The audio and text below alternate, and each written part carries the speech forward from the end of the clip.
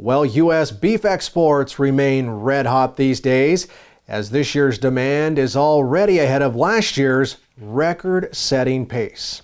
And those impressive numbers are due in part to NCBA's efforts to remove trade barriers and to expand export opportunities in other countries. Now, here to talk about trade opportunities for the U.S. beef industry is NCBA President and Minnesota producer Don Schiefelbein. And Don, you just returned home from a trade mission to the United Kingdom, and we know that the British are also securing trade agreements with Australia, New Zealand, and potentially even Canada. Are the British really interested in a trade deal with the United States?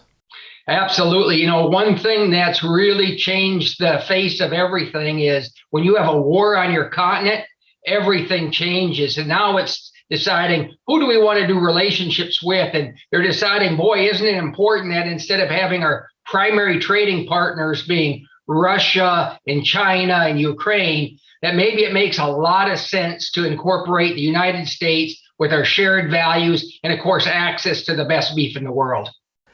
Of course, a major focus of your trip was educating British officials and consumers about the U.S. cattle industry and our production practices, something the British media has treated unfairly in the past. So what are the similarities in how we produce cattle, and what did you tell them about how we do things here at home?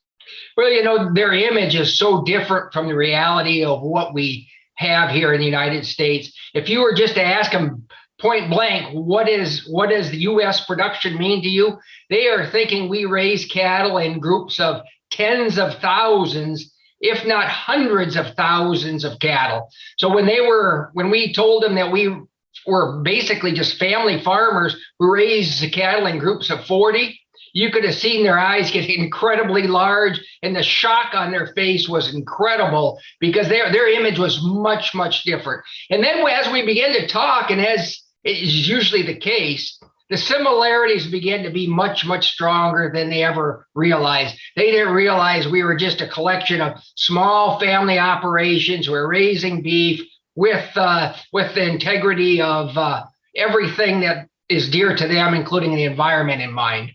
Now in February, British Ambassador Dame Karen Pierce talked about sustainability when she spoke at the Cattle Industry Convention and NCBA trade show.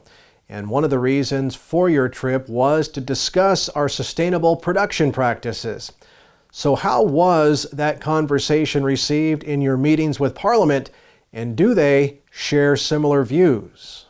You know, they were extremely excited the fact that we had set some goals with regard to sustainability. They were impressed with the fact that when we got right to it, as you know, that the more you can do with less, the better your sustainability score is. And nobody does that better than the United States. So we do more with less better than anybody in the world. And therefore, it's encouraging when you talk to them about sustainability that really it's a strength of the American system, not a downside. The other thing I'll share is that initially that's all the whole consumers talked about was sustainability, et cetera. But again, as this whole dynamics changes, climate smart and sustainability terms really got substituted for terms like, boy, food security is very important. We got to make sure we have the availability and access to food in a manner that allows us to feed our population. So that actually moved more front and center than sustainability, just timing-wise as we arrived. Don, one of the benefits of engaging with consumers in other countries is learning more about how they perceive us.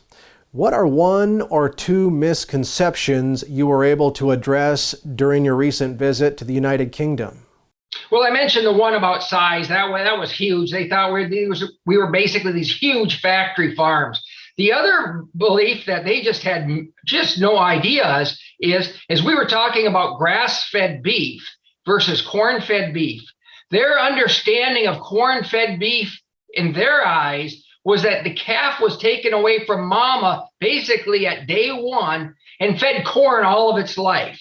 When they found out that really our production system was staying on grass with mama up until the last 3 or 4 months of their lives, guess what? It turned out like our system was very similar to theirs. And in fact, their grass-fed system really finishes their animals on grain for the last 6 months of their life as well. So the similarities were very, very strong. And finally, what was your biggest takeaway from this recent trip to the UK? It's what I always find when I meet people from other land, and that is, boy, the similarities are much, much, much stronger than the differences. And governments a lot of times maybe get in the way of getting these relationships built. But if you pull away the government and the rules and the regulations, the people really want to do business with other good people. And I was very impressed with the quality of people that we met and their genuine interest in wanting to secure the best beef product, the United States beef, into their homeland. So it was very encouraging. All right, Don, thank you so much for joining us here on Cattlemen to Cattlemen, and of course, for your service to the beef industry. Thank you very much. One way you can support NCBA's work on trade is by becoming a member. By doing so, you'll add your voice to the work NCBA does in defending and advocating for our industry in Washington, D.C., and with our critical export markets. And it's easy to do. Just call 866-233-3872 or visit the website ncba.org.